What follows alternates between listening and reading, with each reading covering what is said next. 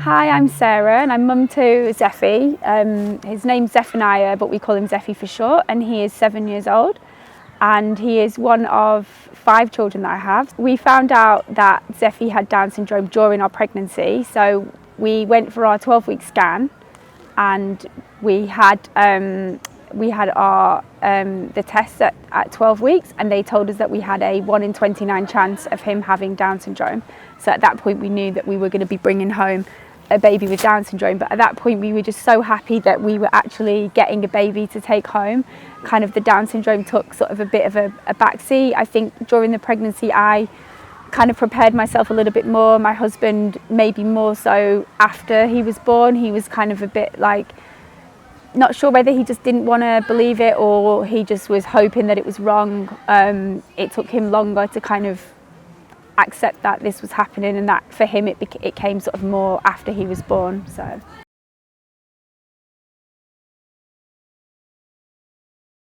I think raising a child with Down syndrome has been very eye-opening to becoming part of a community that to be honest, shamefully, I didn't really ever know existed, or I didn't really understand the challenges that people in that community were facing. So it's opened up it's over the world to me in a sense.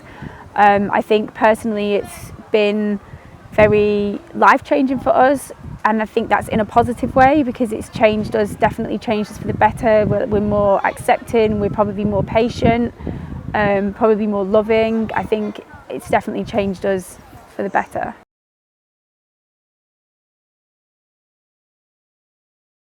I think some of the misconceptions with Zeffy, especially because at 7 years old he's still non-verbal, he has got a lot to say and he uses sign language a lot, but obviously to the general wider public, that don't know how to sign, to them it's like they don't have that communication with him, so they might see him and just kind of underestimate him massively. I think it's really hard, and I think you have to become really tough-skinned to kind of not to let that sort of bother you. But the way that we sort of deal with it is anytime there's an opportunity or anything, we push him forward. We try not to think that those things are going to hinder him, because the minute you start feeling like it's going to hinder them and you stop putting them forward for opportunities and things, then you're almost you're becoming part of the problem. So we just try to make him as visible as possible. Things like, an example is he's part of a music project at school.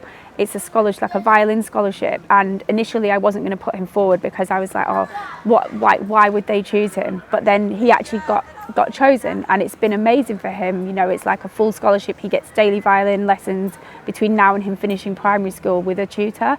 So it's really, really phenomenal experience. And if I'd have thought he's not going to get chosen and didn't put him forward, then he wouldn't have that. So that would have been on me, rather than the people organising it. So he has made us more welcoming, like I said, more patient, more sort of accepting of people, and also he's just made us look for joy in more simple things. We really find joy in small things and things that he achieves that for the next parent that has a typical child they wouldn't even bat an eyelid at, and we find joy in that. So it gives us something massive to celebrate, when he sort of meets these milestones that other people might have an expectation that he's not going to meet, or maybe he's meeting it later than his peers, and we sort of really celebrate in that. And I just think, we just adore him, and he has brought so much joy to our lives. We just couldn't imagine life without him.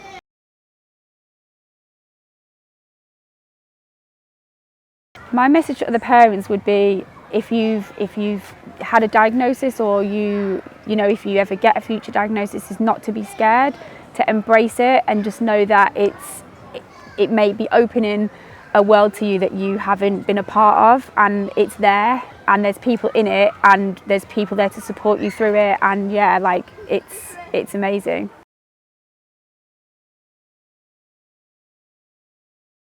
I think the Black Down Syndrome Child Project is really important, because I think that it's really important that Black children and disabled children, and Black and disabled children can see themselves in wherever, just out there, and to have representation. And because Black children and disabled children are valid, they deserve to be seen and, you know, be celebrated.